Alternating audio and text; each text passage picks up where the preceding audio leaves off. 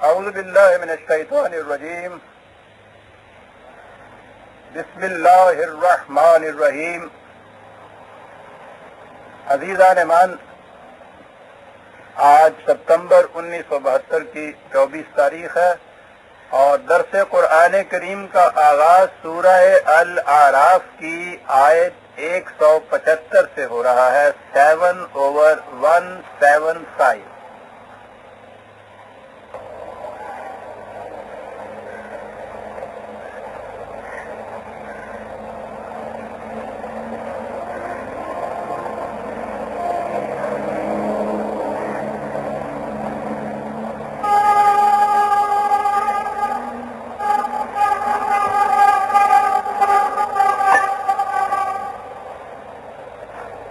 آیت ہے کہ وَاتْلُ عَلَيْهِمْ نَبَأَ الَّذِي آتَيْنَاهُ آيَاتِنَا فَانسَلَخَ مِنْهَا فَأَتْبَعَهُ الشَّيْطَانُ فَكَانَ مِنَ الْغَاوِينَ.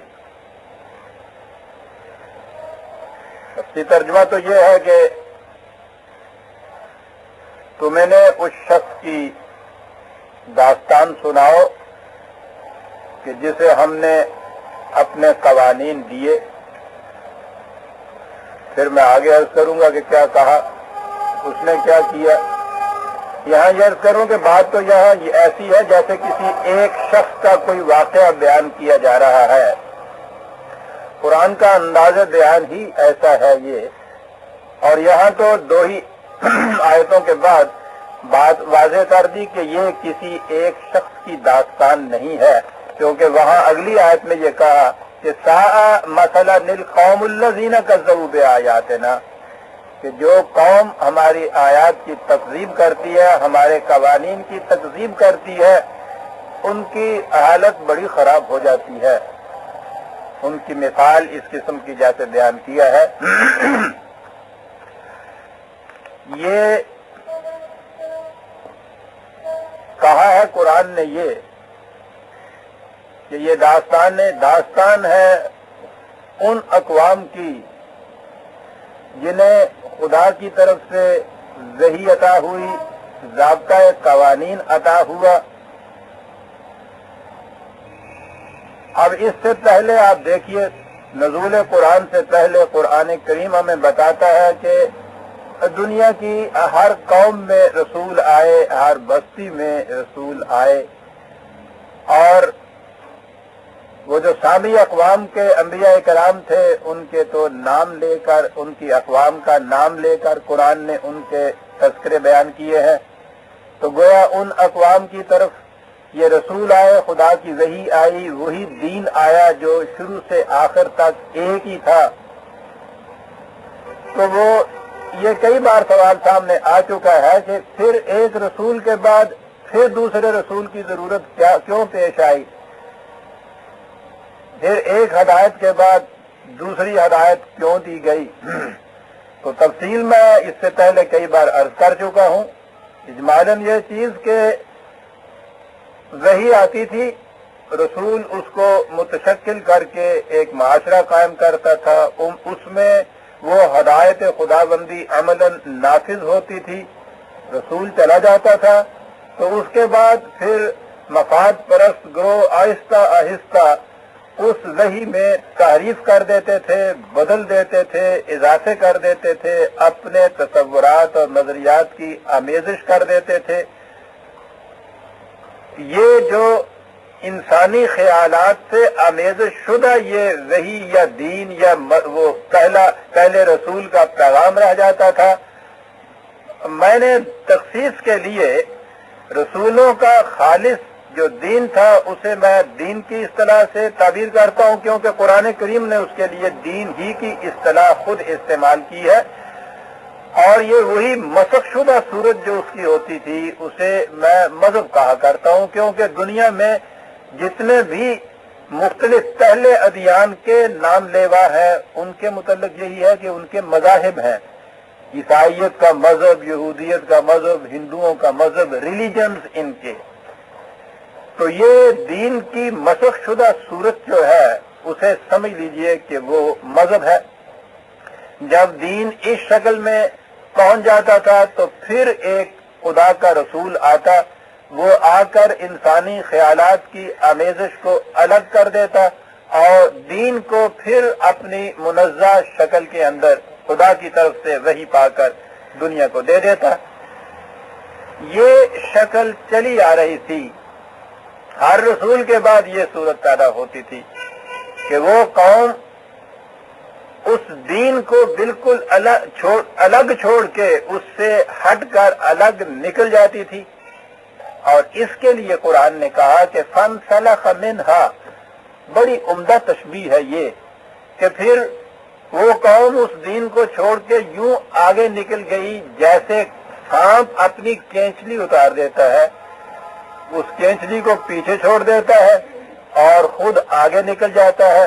تشبیہ اس لیے تامہ ہے کہ اس طرح سے جو سانپ کینچلی کو چھوڑتا ہے تو اس کا کوئی نشان تک بھی اس کے اوپر باقی نہیں رہتا، اس کا کوئی حصہ بھی اس کے ساتھ نہیں ہوتا، وہ سارے کا سارا الگ ہو جاتا ہے اور وہ اس میں اپنے آپ کو لیے ہوئے الگ ہو جاتا ہے۔ کہا کہ یہ کیفیت ان اقوام کی ہوئی کہ انہیں ہم نے یہ دین دیا اور کچھ عرصے کے بعد رسول کے جانے کے بعد انہوں نے اس دین کو یوں چھوڑ دیا جیسے سانپ کینچلی کو چھوڑ کے الگ ہو کے آگے نکل جاتا ہے۔ یہ کچھ کیوں کیا انہوں نے؟ فَأَتْبَعَهُ الشَّيْطَانُ، ان کے ذاتی مفادات جو تھے، ان کی ذاتی خواہشات جذبات جو تھے وہ ان پر غالب آ گئے، اس وجہ سے انہوں نے دین کو چھوڑ دیا اور اس کی جگہ مذہب کو اختیار کر لیا، ان کی ذاتی مفاد پرستیاں ان کے اوپر غالب آ گئیں، فَكَانَ مِنَ الْغَاوِينَ، اور اس طرح سے وہ تباہ ہو گئے۔ یہ اقوام سابقہ کی یہ داستان ہے، لیکن قرآن یہی تو نہیں کرتا کہ اقوام سابقہ کی داستانیں تاریخی سرگزشتوں کی طرح بیان کر دیتا ہے، وہ تو ان تاریخی سرگزشتوں سے ہمارے لیے نصیحت اور عبرت کا سامان باہم پہنچاتا ہے۔ کہا اس نے یہ تھا کہ یہ ہوتا چلا آیا ہے پیچھے سے، دیکھنا تم ایسا نہ کرنا کہیں، کیونکہ یہ تو نزول قرآن کے وقت جو سامنے قوم تھی اس کے سامنے یہ آیت آئی تھی، اسی لیے یہ تنبیہ کر دی تھی کہ ایسا ہوتا چلا آیا ہے۔ لیکن اب جو ہم اپنے اوپر نگاہ ڈالتے ہیں تو یہ معلوم ایسا ہوتا ہے گویا ہمارے متعلق یہ کہا گیا تھا، جو کچھ اقوام سابقہ نے کیا وہی کچھ حرفن ہم نے کیا۔ صدر اول کے بعد تھوڑے ہی دنوں کے بعد ہم دیکھتے ہیں تاریخ میں کہ ایسی ایسی چیزیں اسلام بن کر ہمارے ہاں رائج ہو گئی جنہیں مٹانے کے لیے اسلام آیا تھا، اور پھر یہ نہیں کہ اس قوم نے یہ کہہ دیا ہو کہ ہم اس اسلام کو چھوڑتے ہیں، کوئی اور مذہب اختیار کر لیتے ہیں، کوئی اور مذہب اختیار نہیں کیا، سانپ تو وہی سانپ رہا۔ جو کچھ بھی خلاف اسلام تھا، صرف غیر اسلامی نہیں، جو کچھ خلاف اسلام تھا ایک ایک کر کے وہ اس قوم نے اختیار کیا اور اسے عین اسلام بنا کر دنیا کے سامنے پیش کیا، اور آہستہ آہستہ پھر کیفیت یہ ہو گئی کہ وہ سانپ کینچلی کو پیچھے چھوڑ گیا اور اس میں سے صاف نکل گیا۔ کچھ عرصے کے بعد ہم دیکھتے ہیں کہ اسلام کا نام نشان نقش دھبا تک اس قوم کے اوپر باقی نہ رہا، اور اس نے اس چیز کا نام اسلام رکھ لیا جسے اسلام مٹانے کے لیے آیا تھا۔ وہ اسلام صدیوں سے مروج چلا آ رہا ہے، اس کے لیے سند کیا ہے ان کے پاس؟ جب میں کہتا ہوں ان کے پاس تو ہم بھی تو اس میں شامل ہو جاتے ہیں۔ یہ مروجہ اسلام جو ہے اس کی سند کیا ہے؟ اب کسی سے پوچھئے وہ کہتا ہے کہ صاحب یہ 1000 برس سے 1200 برس سے جو ایک چیز چلی آ رہی ہے یہ سارے کے سارے غلطی کرتے تھے صاحب، یہ اتنے بڑے نام ان کے ساتھ رحمت اللہ علیہ اور علیہ السلام اور کیا کیا ان کے ساتھ لگے ہوئے، یعنی یہ لوگ جو تھے وہ اس اسلام کے اوپر تھے جسے آپ کہہ رہے ہیں کہ یہ اسلام نہیں تھا. دلیل یہ ہے، بیان ہی وہی دلیل جو قرآن کہتا ہے کہ مذاہب سابقہ جو تھے، اقوام سابقہ، جب ان سے کہا جاتا تھا کہ بھئی جو کچھ خدا نے دین دیا ہے اس کی طرف آؤ، تو وہ یہ کہتے تھے کہ واہ صاحب، ہمارے اسلاف اتنے اتنے بڑے جس روش پہ چلے آ رہے ہیں، تم کہتے ہو کہ وہ روش غلط ہے. یہ ان کی روش غلط ہو سکتی ہے، ہم تو اسی پہ رہیں گے. بیان ہی یہی جواب آج ہمیں ملتا ہے. ان کا نام اسلاف، ان کا نام سلف صالحین، بس یہ نام لیا. یہ بات نہیں ہے کہ ہم ان بزرگوں کی کوئی تعظیم نہیں کرتے. تعظیم کی حیثیت وہی ہے جو قرآن نے کہا ہے، اخوان الذین سبقونا بالایمان، وہ ہمارے بھائی تھے، ایمان کے ساتھ رخصت ہو گئے. اس کے بعد قرآن کہتا ہے کہ ان کا معاملہ، انہوں نے جو کچھ کیا وہ ان کے ساتھ ہے، تم جو کچھ کرو گے تمہارے ساتھ ہے. وَلَا تُسْأَلُونَ عَمَّا كَانُوا يَعْمَلُونَ، ہم تم سے پوچھیں گے ہی نہیں کہ انہوں نے کیا کیا تھا. ان کے ساتھ معاملہ اتنا ہی ہے ہمارا کہ وہ اپنے اعمال کے ساتھ اس دنیا سے رخصت ہو گئے، ان کا معاملہ ان کے خدا کے ساتھ ہے. یہ سند ہی نہیں ہو سکتا کہ صاحب یہ اسلاف کا طریقہ جو چلا آ رہا ہے، دیکھیے تو صحیح، وہ اتنے اتنے بڑے لوگ غلطی کر سکتے تھے.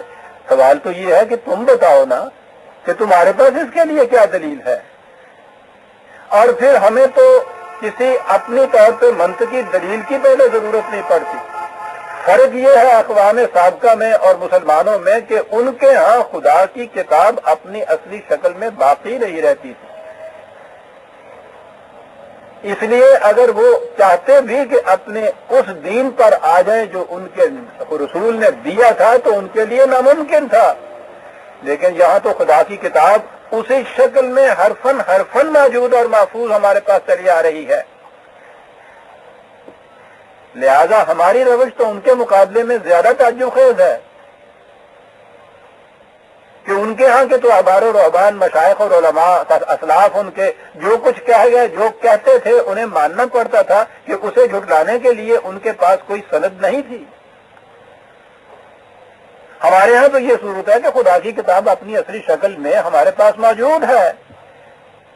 اور قرآن نے کہا یہ تھا ان کے لیے کہ جب ان سے کہا جاتا ہے کہ ما انزل اللہ کی طرف آؤ، تو وہ یہ کہتے ہیں کہ نہیں صاحب، ہمارے ہاں جو سلف صالحین کا طریقہ چلا آ رہا ہے، اور ہر قوم اپنے اسلاف کو صالحین کہتی ہے، ہم تو اسی طریقے کے اوپر چلتے رہیں گے. اور قرآن نے کہا کہ خواہ نہ ان میں سمجھنے کی صورت ہو، خواہ وہ غلط راستے پہ چلے گئے ہوئے ہوں، تو تم یہ سند دے دو گے، دلیل دے دو گے کہ ہم ان کے راستے پہ چلے جا رہے ہیں، اس لیے وہ راستہ صحیح ہو جائے گا. یعنی وہ دلیل جو قرآن خود جسے رد کرتا ہے اقوام سابقہ کے سلسلے میں، وہ جواب جس کی یہ تردید کر رہا ہے، بیان ہی وہی جواب آج دیا جاتا ہے اور کہا جاتا ہے کہ اسے سند کے طریقے پہ قبول کیجیے. اور پھر میں نے کہا کہ یہاں ذرا فرق جو ہے وہ بڑا بنیادی فرق ہے کہ ان کے پاس وہ کتاب نہیں تھی خدا کی کہ جس کو دکھا دیا جاتا کہ دیکھو اس میں یہ لکھا ہے، تم یہ کرتے ہو. یہاں کتاب موجود ہے، لیکن یہ کتاب آپ کی تو وہ جو کچھ پہلوں نے کہہ دیا ہے یہ اس کے تابع آ گئی ہے کہ صاحب دیکھیے نا، یہ اس میں قرآن نے صاف طور پہ یہ کہا ہے، کہا جی اس کی تفسیر جو ہے علامہ راضی نے یہ کی ہوئی ہے. اب جو کچھ وہ علامہ راضی، میں یوں ہی مثال کے طور پہ نام لے رہا ہوں، طبری نے یہ کہہ دیا ہے، ابن کثیر نے یہ کہہ دیا ہے، یعنی انہوں نے جو کچھ کہہ دیا ہے وہ سند ہو گئی. سوال یہ ہے کہ یہ آیت خدا کی تمہارے سامنے ہے، تمہیں عقل و فکر اس نے دی ہوئی ہے، یہ صاف اس کا مطلب نظر آ رہا ہے. اس کے خلاف ایک چیز ہو رہی ہے، اس کی سند یہ ہے کہ فلاں بزرگ نے اپنے ہاں یہ لکھ دیا تھا، لیکن آپ دیکھیں گے کہ کوئی نہیں اسے مانیں گا. یہ کہہ کے چلے آئیں گے کہ آسا 1300 سال سے تو کسی کی سمجھ میں آیا نہیں، آج ان کی سمجھ میں آ گیا. سوال میری سمجھ، آپ کی سمجھ، پہلوں کی سمجھ کا نہیں ہے، سوال تو خدا کی کتاب کا ہے جو ہمارے پاس موجود ہے اپنی اصلی شکل میں. اگر اسے سند اور حجت نہیں بننا تھا تو اسے قیامت تک کے لیے محفوظ رکھنے کا فائدہ کیا تھا؟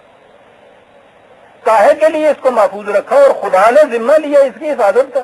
کوئی تو مقصد اس کا ہو، ورنہ آپ کے ہاں اسلاف کے اقوال چلے آ رہے ہیں، سند جب انہوں نے بننا ہے تو اس کی ضرورت کیا رہ گئی؟ آپ دیکھتے ہیں کہ جو قرآن نے کہا تھا کہ ان کے سامنے مثال بیان کرو اس شخص کی یا اس قوم کی کہ جنہیں ہم نے اپنا ضابطۂ قوانین دیا اور وہ پھر اسے چھوڑ کر یوں آگے نکل گئے جیسے سانپ کینچلی کو پیچھے چھوڑ کے نکل جاتا ہے کہ اس کے اوپر اس کا کوئی نقش تک، نام تک، نشان تک باقی نہیں رہتا۔ یہ ٹھیک ہے، مذہب میں رسوم، شعائر، اعتقادات کی باتیں جو ہے الفاظ وہی رہتے ہیں، شکلیں بھی ان کی وہی رہتی ہیں، لیکن جیسا میں کہا کرتا ہوں یہ تو ممی شدہ لاشیں ہوتی ہیں، معنی اسی طرح سے ان کی شکل محفوظ ہوتی ہے، بس تھوڑا سا ہی تو فرق ہوتا ہے کہ جان نہیں ہوتی، باقی سارا کچھ مکینیکلی ہوتا چلا جاتا ہے۔ کہا کہ یہ جو ذاتی مفاد پرستیاں تھیں، یہ ان کے اپنے جذبات تھے، وہ غالب آ گئے اور انہوں نے دین کو یوں چھوڑ دیا اور آگے نکل گئے جیسے سانپ اپنی کیچلی کو اتار کے آگے چلا جاتا ہے۔ اور آگے سنیے کہ پھر ہوا کیا اس کا نتیجہ، بڑی عظیم آیت ہے۔ وَلَوْ شِئْنَا لَرَفَعْنَاهُ بِهَا، کیا بات ہے بہا کی، وَلَكِنَّهُ أَخْلَدَ إِلَى الْأَرْضِ وَاتَّبَعَ هَوَاهُ، کہا کہ ہماری مشیت تو یہ چاہتی تھی، قرآن کو دینے سے مقصد ہمارا یہ تھا کہ ہم اس قوم کو جو قرآن کا نام لینے والی، جسے ہم نے وارث کتاب کہا ہے، اس کا اتباع کرنے والی اس قوم کو ہم آسمان کی بلندیوں پر لے جائیں۔ اور یہاں یہ جو بہا آیا ہے، میں نے کہا تھا عظیم چیز ہے کہ یہ قرآن ہے جس کی وجہ سے یہ رفتیں اور ان کو یہ اوج نصیب ہوگا۔ اس کی وجہ سے، اس بنا پر، اس بنیاد پر بہا، اس کے ذریعے سے ہم چاہتے یہ تھے کہ اس کے ذریعے سے اس قوم کو کہکشاں کی بلندیوں تک لے جائیں، لیکن انہوں نے کیا کیا، وَلَكِنَّهُ أَخْلَدَ إِلَى الْأَرْضِ، یہ زمین کی پستیوں کے ساتھ چپک گئے، گر ہی نہیں گئے، چپک گئے اس کے ساتھ۔ آپ اٹھانا بھی چاہیں تو اٹھا نہ سکے، وہ اٹھنا بھی چاہے تو اٹھ نہ سکے، خوب بھی ڈگدا نا جس طرح نہ، اس کی کیفیت پھر یہ ہوتی ہے۔ کہا کیفیت یہ، ہم چاہتے یہ تھے کہ اس قرآن کے ذریعے سے اس قوم کو آسمان کی بلندیوں تک لے جائے، لیکن یہ بد نصیب، یہ بدبخت قوم یہ چپک گئی پستیوں کے ساتھ۔ یہ کیا چیز تھی پستیوں کے ساتھ چپکنا؟ بتا دیا اس نے کہ وَاتَّبَعَ هَوَاهُ، ہر ایک نے اپنے اپنے مفاد کی سوچی اور اس کے پیچھے لگ گئی، اپنے اپنے جذبات کی اس نے سوچی اور اسی کا اتباع شروع کیا۔ ہم کہتے تھے کہ ان قوانین کا اتباع کیجیے، اس ہدایت کی رعایت کیجیے، اس کے ذریعے سے آسمان کی بلندیاں تمہارے نصیب میں آ جائیں گی، لیکن انہوں نے اسے چھوڑا، اپنے اپنی مفاد پرستیوں اور جذبات پرستیوں کے پیچھے لگ گئے۔ نتیجہ اس کا یہ کہ زمین پہ گرے اور اس کے ساتھ چپک کے رہ گئے۔ اب یہ کیفیت ہو گئی، اب یہ مفاد پرستیاں جسے کہا ہے قرآن نے، یا اپنے جذبات ہی کا اتباع جسے کہا ہے، وہ جو سورۃ الہاکم التکاثر حتی زرتم المقابر، اس نے کہا کہ ایک چیز تو ضرورت ہوتی ہے انسان کی، ضرورت کی کوئی حد ہوتی ہے۔ بھوک لگی ہوئی ہے، آپ کو 10 روٹیاں آپ کے سامنے رکھ دی جائیں، 2 روٹیاں کھانے کے بعد بھوک ختم ہو جاتی ہے، حد ہے، اس کے بعد باقی کی آپ کو ضرورت ہی نہیں رہتی۔ پانی کی پیاس ہے، 1 گلاس 2 گلاس پی جائیں گے آپ، مٹکا بھرا ہوا آپ کے پاس رکھا ہوا ہوگا، پھر اس کی ضرورت نہیں رہے گی، آپ ضروریات کی حد ہوتی۔ لیکن ایک دوسرے سے بڑھنے کی جو ہوس ہوتی ہے اس کی حد کوئی نہیں ہوتی۔ قرآن کہتا ہے، وہ کہتا ہے تباہ ضرورتیں یا احتیاجات نہیں کرتی قوموں کو یا انسانوں کو، یہ جو ایک دوسرے سے بڑھنے کی ہوس ہوتی ہے، تکاثر ہوتا ہے، یہ ہے جو تباہ کرتا ہے قوموں کو. اور کہا کہ ضرورت کی تو حد ہوتی ہے. تکاثر کی کیفیت یہ ہے حتی زرتم المقابر، قبر تک پہنچنے تک بھی تکاثر کی ہوس جو ہے اس کی تسکین نہیں ہوتی. وہ ہر خوب کے بعد خوب تر کی تلاش میں نکلتا ہے جذبات پرستی کے لیے. مسابقت فی الخیرات قرآن کہتا ہے جذبہ ہے انسان کے اندر دوسروں سے بڑھنے کا. اس نے کہا ہے کہ دوسرے سے بڑھنے کا جذبہ ہے تو میدان اس کے لیے صحیح تلاش کرو. میدان یہ ہے کہ تم انسانیت کی نفع بخشیوں کے لیے دوسروں سے کتنا آگے بڑھتے ہو. اس نے کہا جہنم کی طرف دوڑ کے کیوں جاتے ہو، جنت کی طرف کیوں نہیں تیز سے دوڑتے، اور اس میں کیوں نہیں دوسروں کو پیچھے چھوڑتے اور آپ آگے بڑھتے. آگے بڑھنے کے جذبے کی تسکین ہے، یوں پوری کرو، میدان دوسرا اختیار کرو. لیکن تمہاری کیفیت یہ ہے کہ جہنم کی طرف بڑھتے ہو، دوڑتے ہو، دوسرے کو دھکیل کے پیچھے چھوڑتے ہو کہ تھی پہلے پہنچ جاؤ، وہ اگلیاں سیٹاں ملنیاں ہونی نا اتنے جا کے. کہتا تکاثر کی یہ کیفیت ہے کہ وہ مرتے دم تک اس ہوس کی آگ ٹھنڈی نہیں ہوتی. پھر تمہارے پاس کچھ ہو یا نہ ہو ہر وقت کیا مثال ہے، مسئلہ ہو کمثل الکلب، پھر اس کی مثال کتے کی سی ہو جاتی ہے. ان تحمل علیہ یلہس او تترکہ یلہس، اسے دوڑاؤ اکساؤ تو بھی اس کی زبان لٹک رہی ہے، اور یوں ہی اس کو باندھ دو یا اچھی طرح بیٹھا ہوا ہو سکون سے پھر بھی زبان لٹک رہی ہے، لال وہ ٹپک رہے ہیں اس کی رالیں. کہتا کیفیت یہ ہے. یہ جذبات کے پیچھے جانے والا جو ضرورت کے اعتبار سے نہیں جاتا، ہوس کے اعتبار سے جاتا ہے، کیفیت یہ ہے کہ بھاگتا ہوا کتا تو بھی زبان باہر نکلی ہوئی ہے، رال ٹپک رہی ہے، اس کو بٹھا دیجئے، کھڑا کر دیجئے، اس صورت میں اس کی ہونک رہا ہے، ہانپ رہا ہے، وہی زبان باہر نکلی ہوئی ہے، وہی رال ٹپک رہی ہے اس کی. کہتا کیفیت ان کی یہ ہو جاتی ہے پھر کہ ہوس کی رال ٹپکتی رہتی ہے، تکاثر کی زبان لٹکتی رہتی ہے. یہ کیفیت ہو جاتی ہے جب انسان ضروریات کو چھوڑ کے تکاثر کی طرف آ جائے. کہا ذالک مثل القوم الذین کذبوا بآیاتنا، یہ مثال ہے اس قوم کی، یہ کیفیت پیدا ہو جاتی ہے، یہ کیفیت ہو جاتی ہے اس قوم کی کہ جو ہمارے قوانین کی تکذیب کرتا ہے. میں نے اس سے پہلے بھی کئی دفعہ یہ کہا تھا کہ یہ تکذیب کا لفظ بڑے گہری معنی لگتا ہے اپنے اندر. ایک تو انکار ہے، کفر ہے. آپ اسلام کو چھوڑ دیجئے، عیسائی ہو جائیے، ہندو ہو جائیے، پھر جو جی میں آئے کیجئے، اس کا الزام اسلام کے سر پہ تو نہیں آئے گا. لیکن آپ اسلام کا نام رکھیے، مسلمان کہلائیے، دنیا کو سامنے یہ دعویٰ پیش کیجئے کہ خدا کی کتاب کے ہم وارث ہیں، اس کے مطابق یہ کچھ کر رہے ہیں، اور کرے سب کچھ اس کے خلاف. اسے تکذیب کہتا ہے. اپنے دعوے کو خود جھٹلا دینا. ٹھیک ہے کہیے ہماری اسٹیٹ سیکولر ہوگی، کوئی الزام نہیں. دنیا کی اسٹیٹس ہیں، سیکولر ہیں، آپ بھی رکھ لیجئے. لیکن آپ پہلے دن سے اس کے ماتھے کے اوپر یہ لکھیے کہ یہ اسلامک اسٹیٹ ہوگی، اور اس کے بعد کیجئے وہی کچھ جو سیکولر اسٹیٹ کے اندر ہوتا ہے. اس سے یہ ہے سائیکولوجیکلی منافقت پیدا ہو جاتی ہے. آپ کو اوپرے یہ چیزیں کچھ کرنی پڑتی ہیں جس سے پتہ چلے کہ ہاں صاحب یہ ہے اسلامی ہے اور یہ مسلمان ہیں. کیا کرنا پڑتا ہے؟ پلیٹ فارموں کے اوپر کچھ قبلے کی طرف وہ ایرو لگانا پڑتا ہے، صفیں بچھانی پڑتی ہیں، لوٹے رکھنے پڑتے ہیں. تراویاں آ رہی ہیں نا جی، وہ ٹرام کا وقت جو ہے، اب مجھے ٹرام یاد اس لیے آگے کہ شروع میں یہ کراچی میں تھا تو وہاں یہ تھا، ٹرام چلا کرتی تھی شاید 10 بجے تک، اور پہلا جو اسلامی مملکت کے اندر اسلامی حکم جو نافذ ہوا تھا وہ یہ کہ رمضان المبارک میں تراویحوں کی خاطر ٹرام کا وقت 11 بجے تک بڑھا دیا گیا ہے. جیسے یہ ٹیکسیوں والے سنیما ٹوٹنے تک کے لیے وقت بڑھاتے ہیں.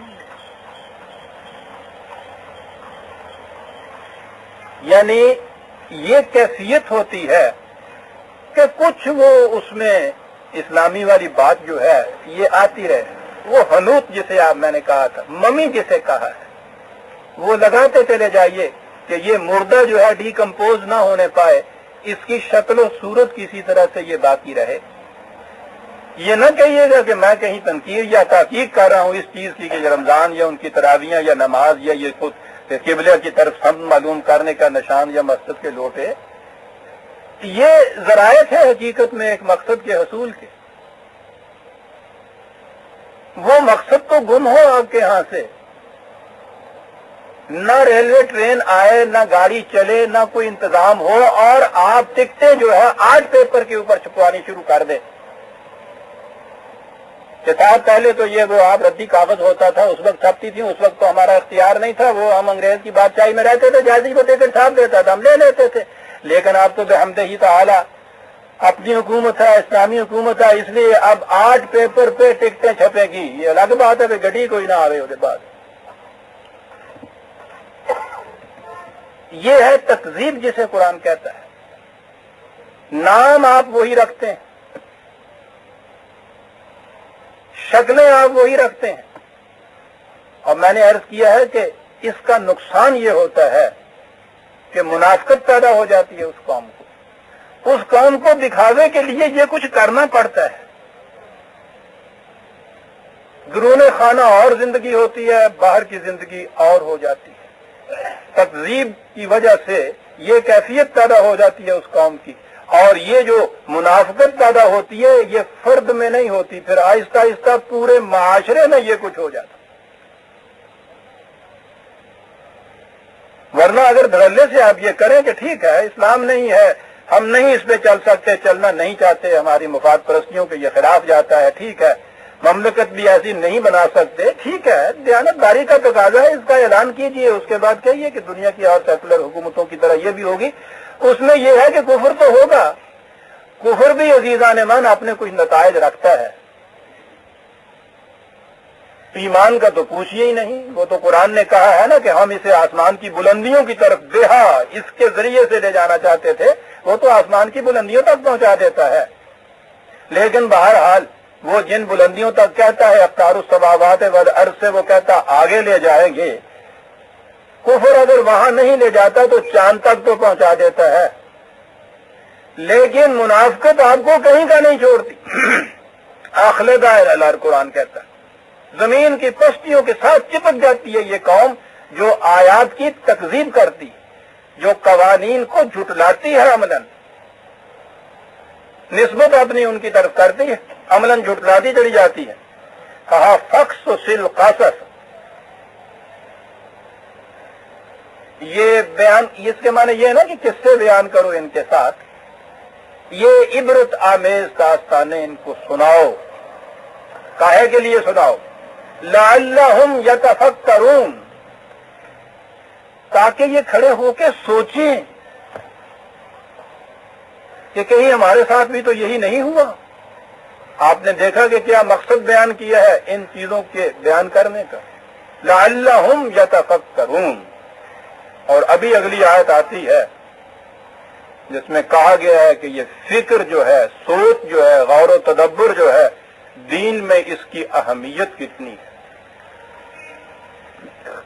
جذبات غالب جب آتے ہیں تو فکر باقی نہیں رہتی، فرد ہو یا قوم، یہی چیز ہے، سب سے پہلی جو چیز مٹتی ہے وہ فکر ہوتی ہے۔ جذبات کا ایک نشہ ہوتا ہے، ہر نشے میں پہلا حملہ نشے کا فکر پہ ہوتا ہے، سوچ پہ ہوتا ہے، دماغ پہ ہوتا ہے، ذہن پہ ہوتا ہے۔ اگر وہ مادی اشیاء منشی جو ہیں، یہ شراب اور بھنگ اور پوست، یہ نہ بھی ہوں، یہ جتنی چیز نفسیاتی ہیں، غلط عقائد، اس قسم کی تقسیب، یہ چیزیں بھی جب آتی ہیں پہلا ان کا حملہ فکر پہ ہوتا ہے۔ یہ سوچ کی سوئچ آف کرتے ہیں، اس وقت پھر یہ چیز آگے چلتی ہے۔ اگر قوم میں فکر، غور، تدبر، تعقل باقی رہے، یہ چیزیں وقتی طور پہ تو آ سکتی ہیں لیکن دوام حاصل نہیں کر سکتی۔ اگر قوم نے سوچنا شروع کیا، کہا یہ چیزیں ان کے سامنے بیان کرو کہ اگر انہوں نے غلطی سے یہ روش کہیں اختیار کر بھی لی ہے تو لعلہم یتفکرون، تاکہ یہ سوچیں۔ ساء مثلا القوم الذین کذبوا بآیاتنا،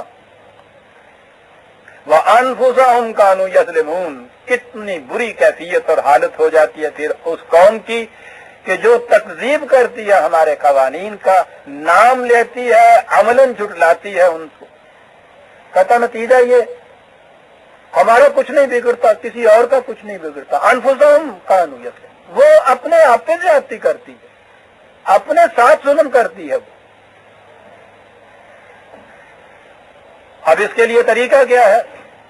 پہلی قوموں کے لیے تو بعد میں کسی رسول کے آنے کی ضرورت پڑتی تھی، کیونکہ ان کی کتاب اپنی اصلی شکل میں باقی نہیں رہتی تھی۔ یہ قوم جس کے پاس یہ کتاب موجود ہے، اس کے لیے طریقہ کیا ہے یہاں سے نکلنے کا؟ وہ طریقہ وہی ہے، من یہد اللہ فہو المہتدی ومن یضلل فاولئک هم الخاسرون۔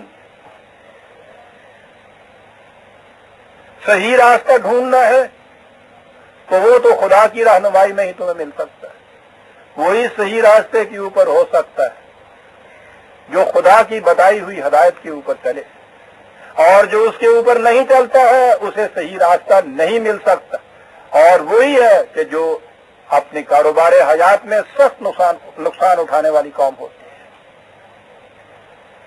یہ ہے وہاں سے نکلنے کا راستہ۔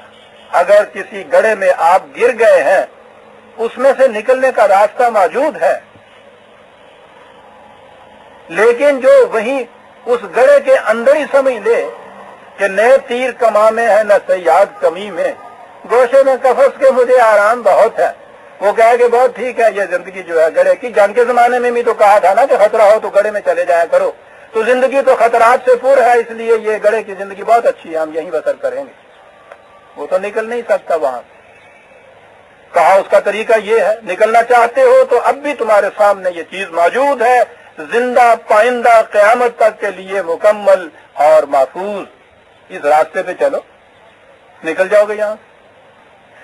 اب یہ قوم جو دین کو چھوڑ کے مذہب اختیار کر چکی ہے، جس کے سامنے یہ کتاب موجود ہے، جو یہ کہہ رہی ہے، آپ کو پتا ہے کہ اس نے کیا کہا، اس نے کیا کیا؟ یہی آیت اس کے سامنے آئی، اور اس قسم کی قرآن کریم میں بہت سی آیات ہیں۔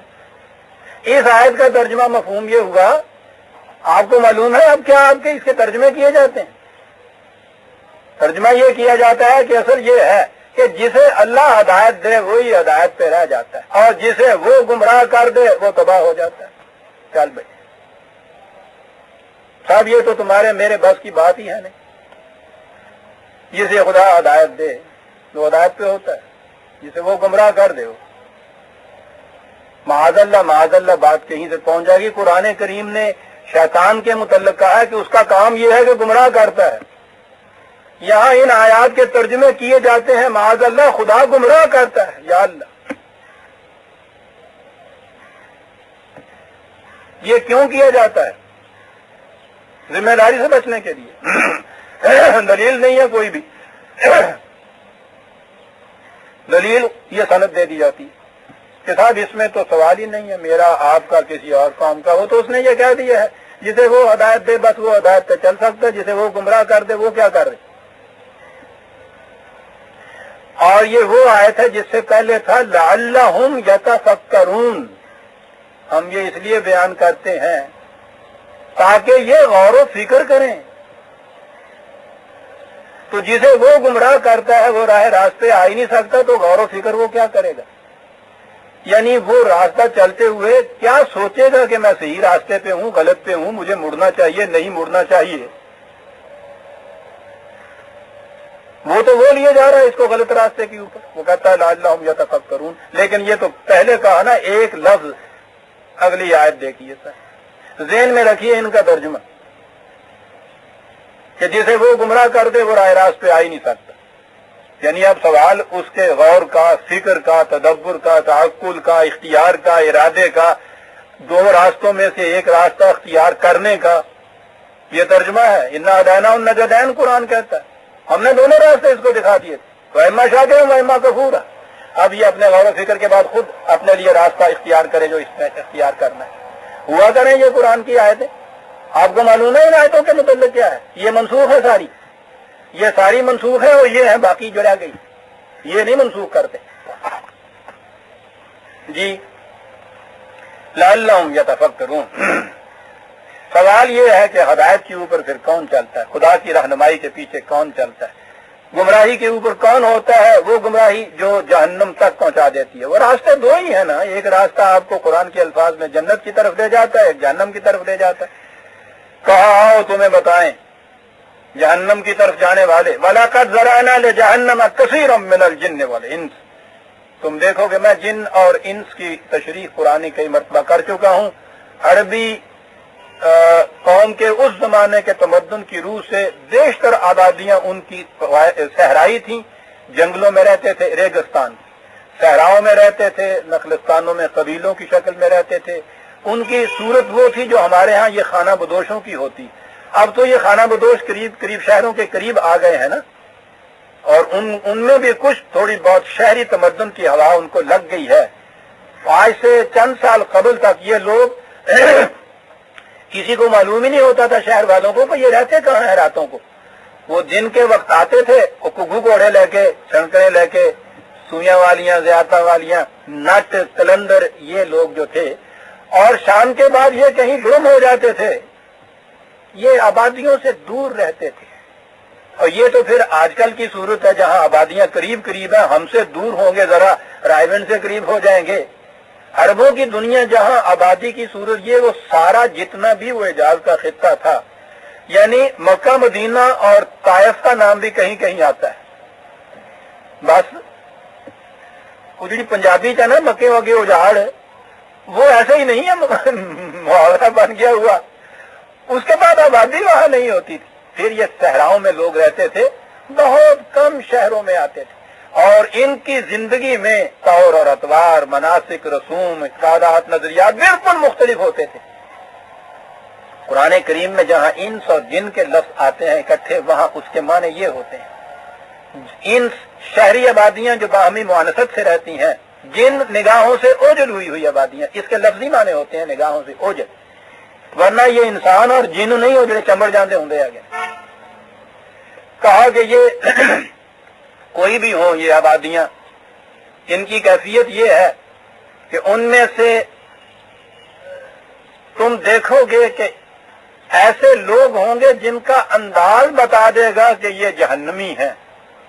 غور کیجیے، ترجمہ تو اس کا کر دیا جاتا ہے کہ ہم نے بہت سے جنوں انس کو پیدا ہی جہنم کے لیے کیا۔ چل بھائی، کوئی بات پہلے والی کہ انہیں پیدا ہی جہنم کے لیے کیا۔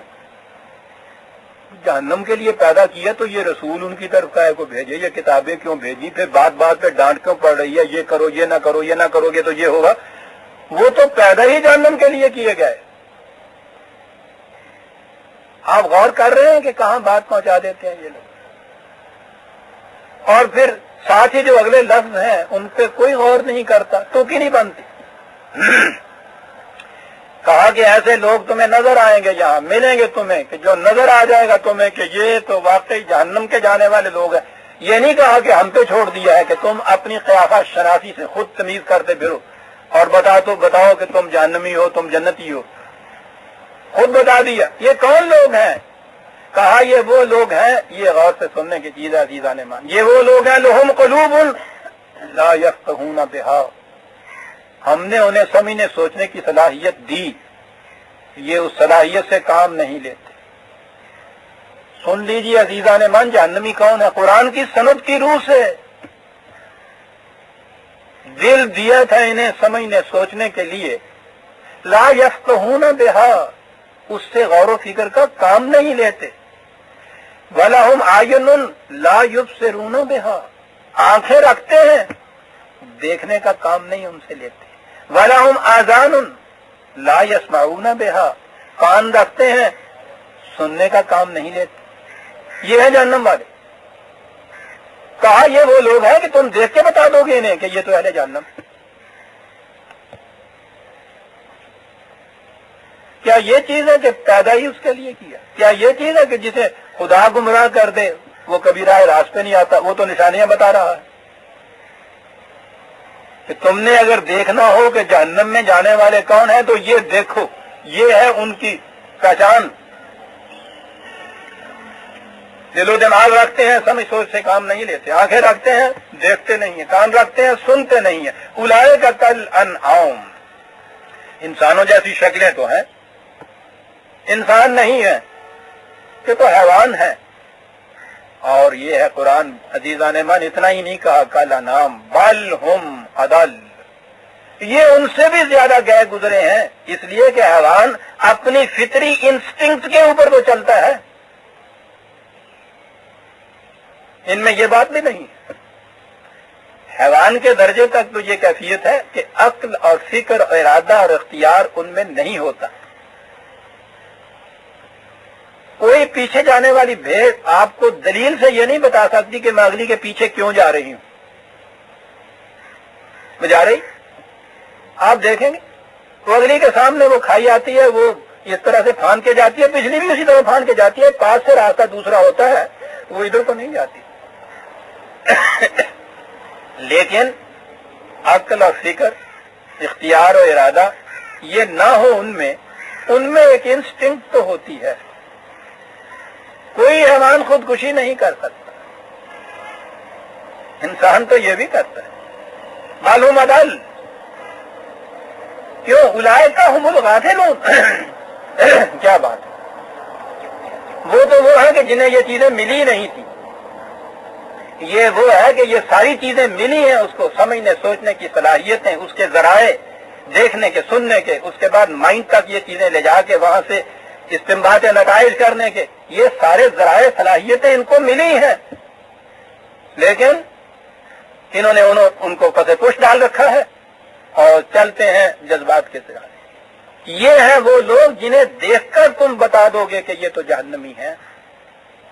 آپ دیکھ رہے ہیں عزیزان من، قرآن کریم کی روح سے یہ عقل و فکر اور غور و شعور جو ہے اس کا مقام کیا ہے۔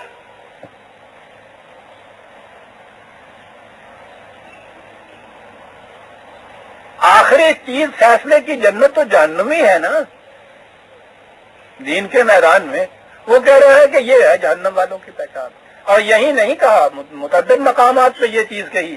ایک مقام پہ یہ ہے کہ جہنم والے جب داخل ہونے لگیں گے، یہ تو قرآن کریم ان چیزوں کو تو مثال کے ذریعے سے، تشبیہات کے ذریعے سے بیان کرتا ہے نا، کہ کہا کہ وہ داخل ہونے لگیں گے تو جہنم کا دروغہ ان سے پوچھے گا کہ بھئی تم نے کیا کیا تھا جو تم جہنم میں آ رہے ہو، یا تمہیں جہنم میں بھیج دیا گیا تھا۔ وہ جیسے جیل خانے کے ڈیوڑی کے اوپر جو ہوتے ہیں نا، تو رجسٹر میں اس کا جرم بھی لکھتے ہیں جس کو اندر داخل کرتے ہیں۔ تو یوں سمجھاتا ہے قرآن بات کہ وہ پوچھیں گے کہ بھائی تم نے کیا کیا تھا، وہ ایک حسرت بھری آہ بھریں گے اور کہیں گے کہ کیا بتائیں ہم، وَقَالُوا لَوْ كُنَّا نَسْمَعُ نَعْقِلُ مَا كُنَّا فِي أَصْحَابِ السَّعِيرِ، اگر وہاں ہم بات سمجھانے والے کی بات کو سنتے اور عقل و فکر سے کام لیتے تو آج جہنم میں کیوں آتے۔ وہ خود اعتراف کریں گے، اور ناقل، اگر ہم عقل و فکر سے کام لیتے تو جہنم میں کیوں آتے۔ آپ دیکھ رہے ہیں کہ مذہب اور دین میں جو بنیادی فرق ہے قرآن کریم کس طرح سے ڈالاتا ہے۔ کسی سے پوچھئے، اعتراض ہی یہ کیا جاتا ہے مذہب پہ، ریلیجن کے اوپر، کہ اس کا ترجمہ فیتھ کر دیا جاتا ہے، اور فیتھ کے معنی ہوتے ہیں ہر وہ چیز جسے آنکھیں بند کر کے تسلیم کیا جائے۔ فیتھ، بلیف، جس میں عقل و فکر کو کوئی دخل نہ ہو۔ چنانچہ یہ بحث چلی ہوئی ہوتی ہے، یعنی ان دونوں کو ایک دوسرے کا حریف قرار دیا۔ یورپ کے اندر جو بحث چلی ہے 19 صدی سے، بلکہ اس سے بھی ذرا پہلے، وہ بحث ہی یہ تھی۔ وہ جو ایج آف ریزن ہے اس کی کتاب دیکھیے تو صحیح، اس کے اندر، یا کانفلکٹ جو ہے سائنس اینڈ ریلیجن کے اندر پیپر کی، ان کو دیکھیے۔ مسئلہ یہ ہے کہ مذہب والا کہتا ہے کہ ان معاملات میں عقل کو، فکر کو، دلیل کو، منطق کو، لاجک کو کوئی دخل نہیں ہے۔ یہ اس کے مقابلے میں یہ کہتے تھے کہ یہی تو ایک وجہ شرف انسانیت ہے، اس سے کام نہ لیا جائے تو انسان غاروں کے اندر رہے گا۔ چنانچہ یہ کانفلکٹ ان کے اندر چلی، ایک عرصے تک تو چرچ ان کے اوپر غالب رہا اور اس نے انہیں سوچنے نہیں دیا۔ جس نے ذرا سوچنے سے کام لیا اس کو پھانسی پہ لٹکا دی.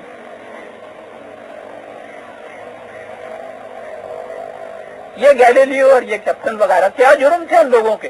وہ ایک بات کہتے تھے، وہ کہتے تھے کہ ہماری آنکھیں دکھا رہی ہیں کہ زمین گھوم رہی ہے. وہ عقل و فکر کے ذریعے سے بات کرتے تھے. ان کا ملا اس کو نہیں بات کرتا. جب تک ان کے ہاتھ میں ایک کٹار رہا انہوں نے کھالے کھچوا لی ان کی. پوچھا نہیں کیا کیا مظالم ان کے اوپر ہوئے تھے صرف اس جرم کی بنا پہ کہ تم مذہب کی دنیا میں عقل کو دخل دینے دیتے ہو. یہ کیفیت تھی. آہستہ آہستہ ان کا زور کم ہوا تو ان لوگوں نے یہ کہا کہ بہت اچھا صاحب، مفاہمت یہ ہے تم اپنے مذہب کو لے کے چرچ کی چار دیواری کے اندر رہو اور دنیا کے معاملات ہمیں اپنے غور و فکر سے کرنے دو، نہ تم اس میں دخل دو نہ ہم اس میں دخل دیتے ہیں. یہ مفاہمت ہوئی. اس طرح سے انہوں نے الگ کیا اس مذہب کو. وہ تھا ہی اس قابل کہ اس کو الگ کیا جاتا. تو جو مذہب سوچنے کے جرم میں پھانسی پہ لٹکا دے وہ اسے ان معاملات زندگی کے معاملات کے اندر دخیل کیسے ہونے دیں؟ اس کو الگ کیا. عزیزان من، روز یہ ہوتا ہے جی سیکولر گورنمنٹ کی یہ انٹرپریٹیشن نہیں ہے جی، اس کی یہ ہے جی اس کی انٹرپریٹیشن. یہ اس وقت لفظ ایجاد ہوا تھا جب انہوں نے کہا کہ تم مذہب کو اپنے ہاں لے کے ایکلیزیاسٹیکل ڈپارٹمنٹ بناؤ، چرچ کے اندر لے جاؤ، تمہاری دنیا وہ ہے، ہم نہیں دخل دیتے اس میں، لیکن ہم حکومت کا جو کاروبار کریں گے اس میں تم دخل نہیں دو گے. یہ جو تھا نا ڈوئلزم، اس میں یہ جو اس نہج کی یہ حکومت تھی اسے سیکولر کہا گیا تھا. وہ ریلیجن تھا، یہ سیکولر تھا. اس سے پیشتر جس میں یہ چرچ والے جو تھے ان کے ہاتھ میں اقتدار رہتا تھا، یہ تھیوکریسی کہلاتی تھی. خدا کے نام پر خدائی فوجدار بن کے حکومت اپنے ہاتھ میں لینے لگا. یہ تھیوکریسی. اسلام اسے بھی مٹانے کے لیے آیا تھا. سیکولرزم تو عین کفر ہے عزیزان من. زندگی کے عملی معاملات میں اگر دین دخل نہیں دینے کے لیے آیا تو وہ تو پھر وہی تسبیح و مصلی کے لیے آیا ہوا ہے. میں نہیں یہی کیفیت آپ کے ہیں. یہ کیوں